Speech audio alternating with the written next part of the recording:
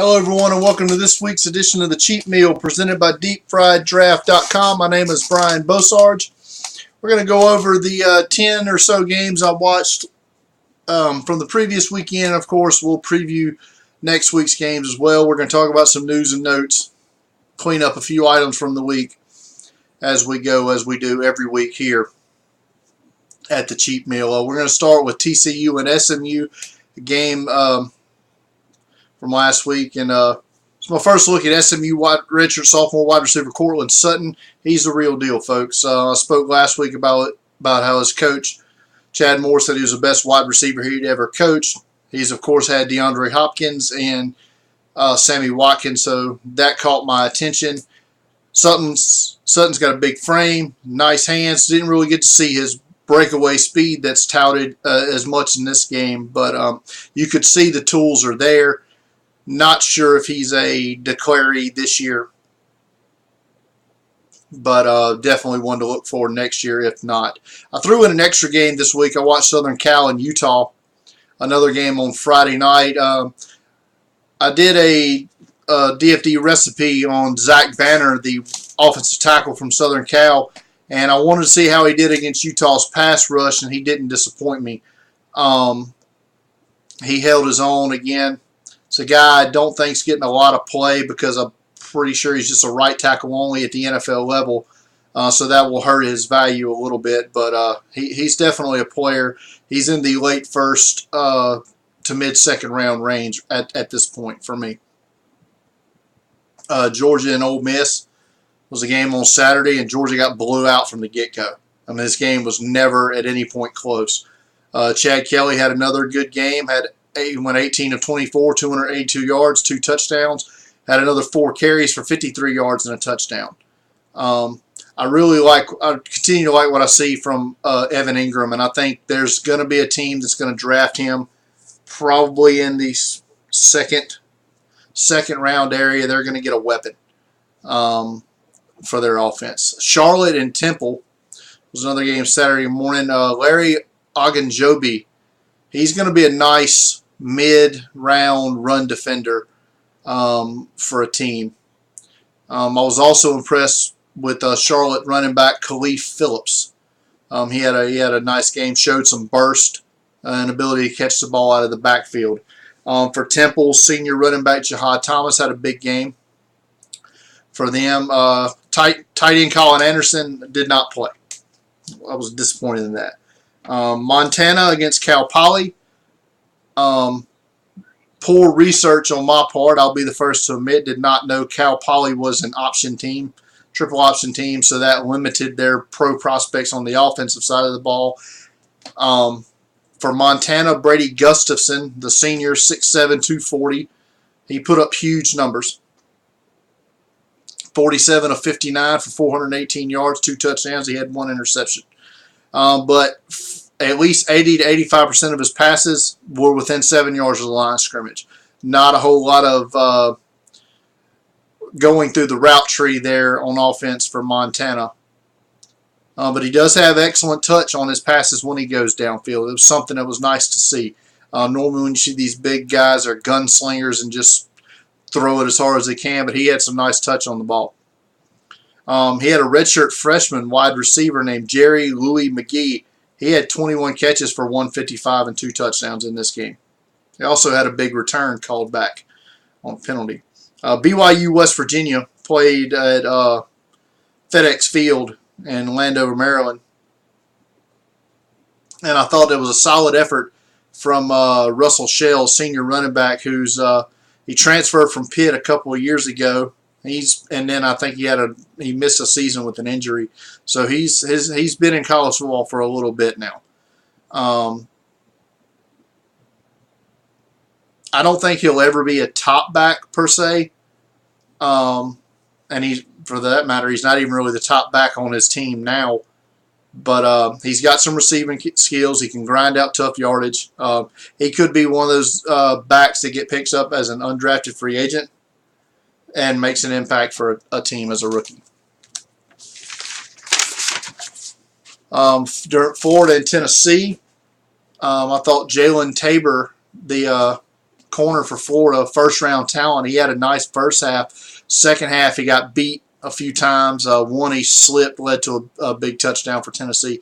Josh Dobbs was just horrible in the first half for Tennessee. And then he had a really nice second half where they scored 38 consecutive points to come back and beat Florida.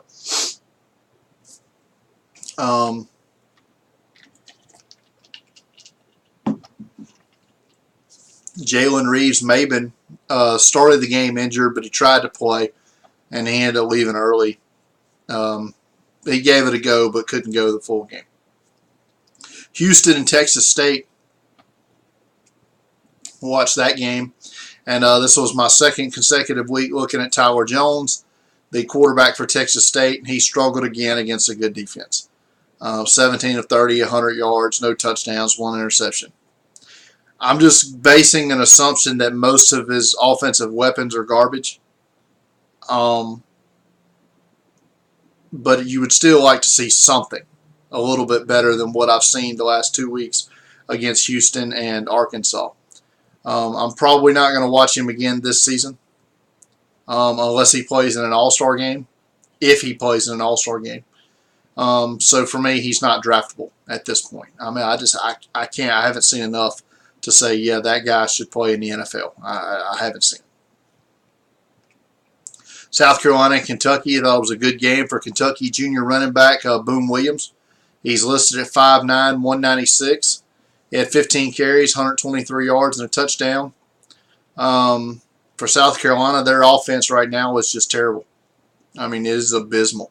I mean, Kentucky had given up 40-plus points in every game this season.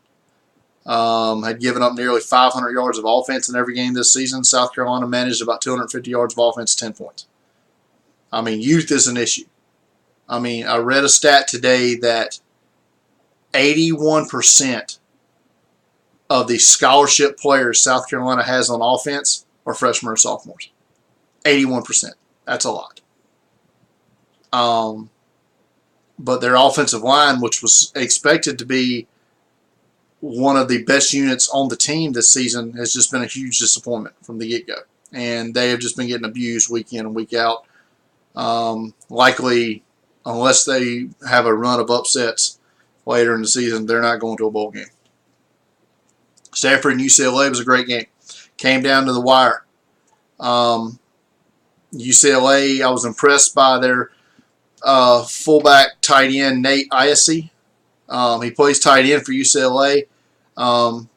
Projects as a fullback, H-back, tight end hybrid sort of at the next level. Think what the Bengals use, how the Bengals use former Stanford player Ryan Hewitt. They use him in that role where he'll line up as a fullback, he'll line up as a tight end, or in movement as an H-back.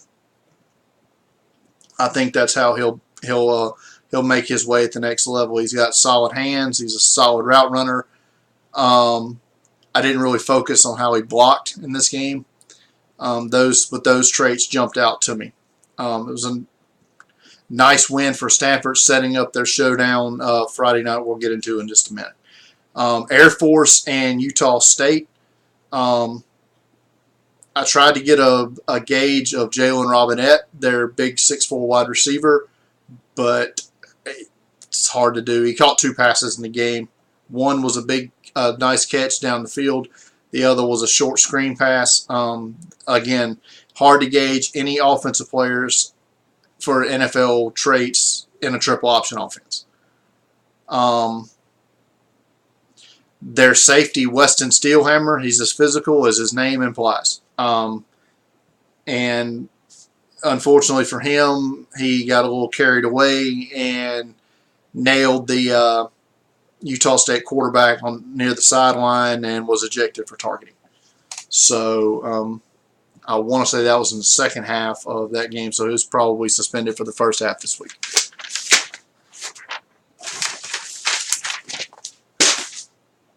All right, let's clean up some news items from college football this week.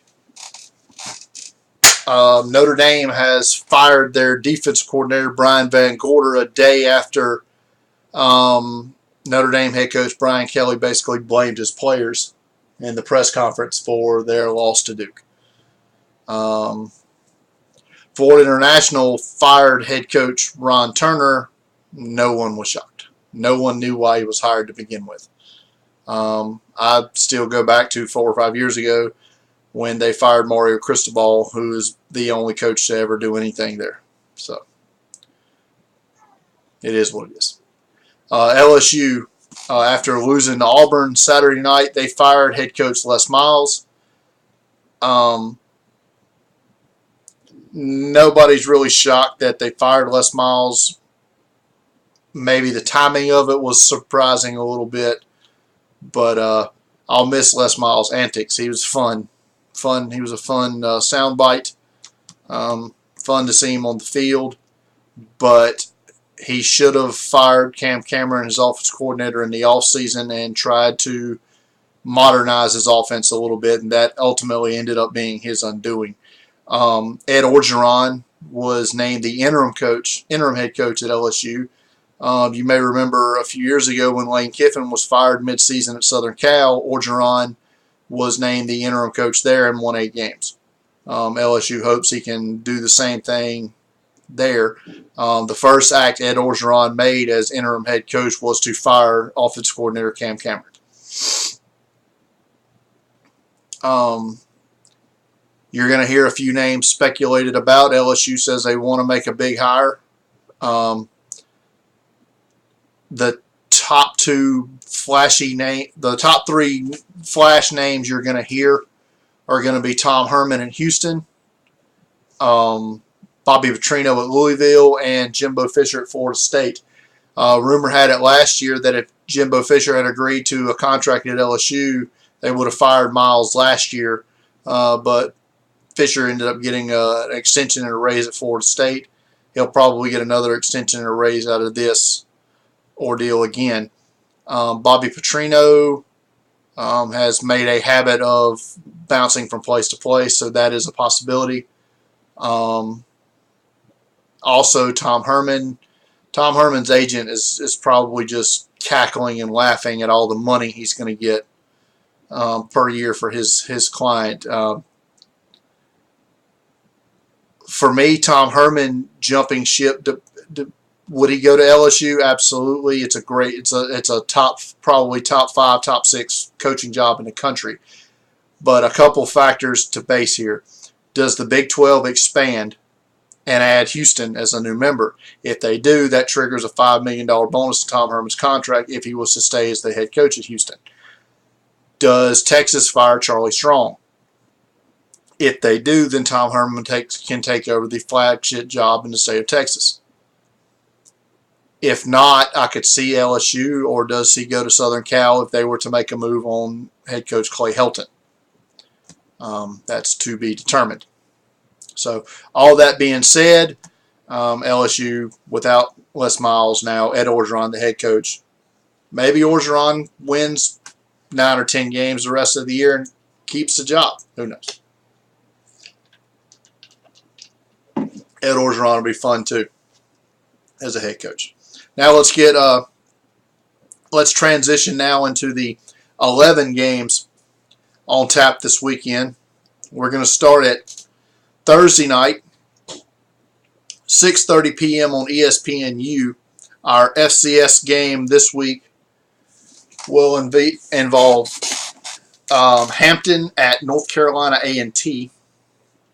When I originally decided to pick this game, I was running on the assumption that former Miami defensive end Al-Qadim Muhammad had transferred to Hampton, because that was the rumor. But upon researching this game this week, his name is not on the Hampton football roster. So, oops. Oh well. I'm not sure where he's at or if he's even playing football this fall, and he's probably just going to enter the NFL draft.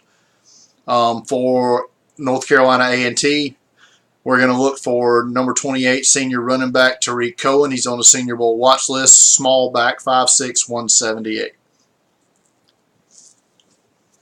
Also Thursday night, 7:30 p.m. on Fox Sports 1, Kansas is at Texas Tech. For Kansas, our main focus will be on 2 players in the secondary, number 22 senior cornerback Greg Allen and number 9 senior safety Fish Smithson. They will have their hands full because Texas Tech is going to throw it 55, 60 times. With junior quarterback Patrick Mahomes, 6'2", 221. He's got a live arm and makes plays with the feet. I know a friend of Deep Fried Draft, Pigskin Paul, likes him a lot. I'm not as sold on Mahomes as a pro quarterback, so we'll see if he can continue to develop in that direction. This game's likely going to be over in a hurry. 8 p.m. Friday night on ESPN, and what I can't recall a game involving two top 10 teams to ever be played on a Friday night during the regular season. But here we are with Stanford and Washington. Both teams needed late comebacks to win last week. Stanford scored with like 20 seconds left to beat UCLA. Washington needed overtime to beat Arizona. It's my first look this season at Washington, as they, up to playing Arizona last week, they had played really nobody in their first 3 games. They're a highly thought of team. They're very talented team. So this game is going to be a test for them, but it's at home. There's at least 6 draftable players on defense for the Huskies, and it's led by junior safety Buda Baker. Great playmaker in the back end. 11 a.m. Saturday on Fox Sports 1, Baylor is at Iowa State. For Iowa State, we're looking at junior wide receiver Allen Lazard, 6'4", 218. Big-time wide receiver with big-time return skills. Multiple punt returns for touchdowns for Lazard. It's also our first look at Baylor this season. Their big receiver, Katie Cannon, is nicked up, may not play. For Baylor, we've all heard about their controversial offseason with all multiple accusations of rape and sexual assault. That was, it looks like it was covered up by the athletic department, including head coach, that ended up getting the school president let go, and also led to head coach Art Briles losing his job. So that's definitely been a distraction. There's been a cloud, I should say, hanging over Baylor's program this year. Hasn't really been a distraction as they haven't lost yet. As a matter of fact, they're still one of only 2 teams that are undefeated in the Big 12, them and West Virginia. 2:30 p.m. on the Big Ten Network, Minnesota is at Penn State. Good matchup there to watch is between Gophers senior cornerback number 5, Jalen Myrick, and junior wide receiver Chris Godwin of Penn State, number 12, 6'2", 206. Godwin didn't have big numbers against Michigan last week, but the week before he had 7 catches for over 100 yards and a touchdown. So that should be a good matchup if we get it. 2:30 p.m. on ESPN2, Illinois is at Nebraska. It's my first hard look at Illinois pass rusher DeJuan Smoot. He's held in very high regard in draft circles. For me, I like senior quarterback Wes Lunt. He's got a nice size, big arm. He's just very inconsistent. You want to see consistency from quarterback prospects. He hasn't really shown that. He's a transfer from Oklahoma State, transferred after his redshirt sophomore year, so this is his second year at Illinois. 3 p.m. on the SEC Network, Texas A&M's at South Carolina, and I spoke earlier about how South Carolina is one of the worst offenses in the nation, and this Texas A&M defense, which is much improved this year, should feast. Myles Garrett may have 4 to 5 sacks. Deshaun Hall. He's gonna be dominant as well. This game's gonna be ugly for Carolina. 6 p.m. on the CBS Sports Network, Western Michigan at Central Michigan. I thought this couldn't be a battle of undefeated teams, but Central Michigan could not finish the job last week against Virginia. So we did see Central Michigan earlier this year in that controversial win over Oklahoma State.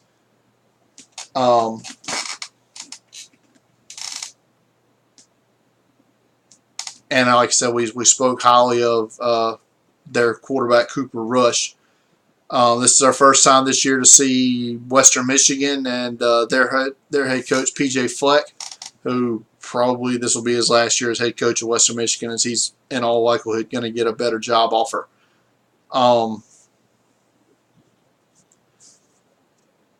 They've already got 2 wins this year over Big Ten teams as they beat Purdue. They beat Northwestern and Illinois, or Northwestern and Purdue. It was two. It was one of the two.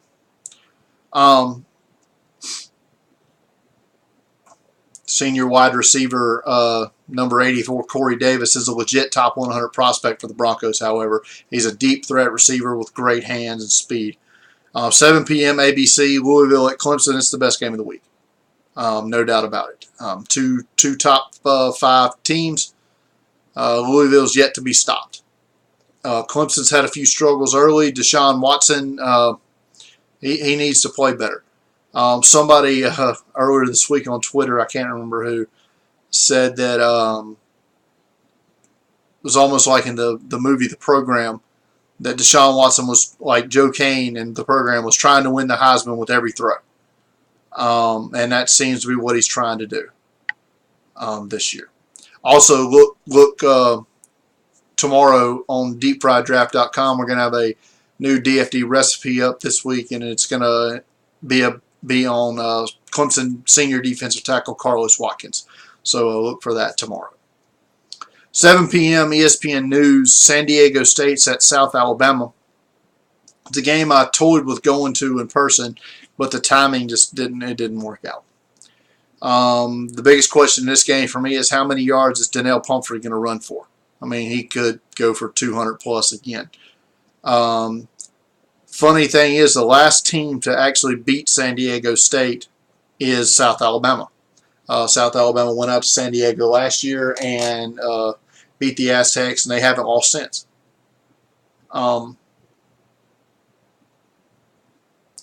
Look for Aztec safeties Malik Smith and Niam McGee. They're going to be charged with trying to contain South Alabama tight end Gerald Everett.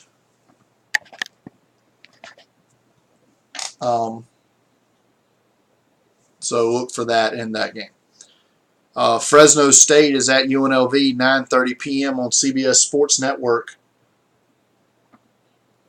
I watched a video a few weeks ago on UNLV junior quarterback Johnny Stanton, and he has intriguing size and arm strength.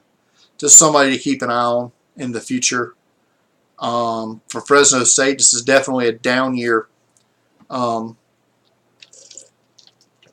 Definitely a down year talent-wise for them, as of right now. I have 0 players for the Bulldogs on my watch list, so hoping to see somebody stand out for them.